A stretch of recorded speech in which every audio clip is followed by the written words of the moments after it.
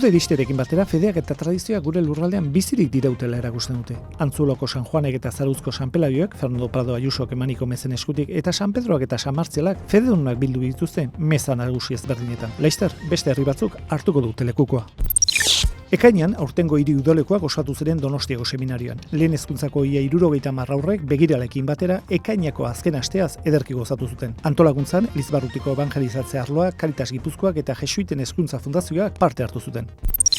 Bartzelonako Unibertsitate Autonomoak 20 gotzaindegi saritu ditu herritarrei zuzendutako informazioaren gardentasunaren zigiluarekin. Donostiako Elizbarrutia sarituetariko bat izan da. Gardentasuna sinodalitatearen adierazpen bat da eta toki guztietara iritsi behar du. Joan zen asteartean gure Elizbarrutuak Quo Commodius Buldaren 75. urte horrena ospatu zuen. Fernando Prado Ayuso gotzainak zera gorazten digu. Jubileo unibertsalak aurten Elizbarrutiaren urte horrenarekin bat egiten du. Beraz, jubileo ospakizunean bete-betean gaude.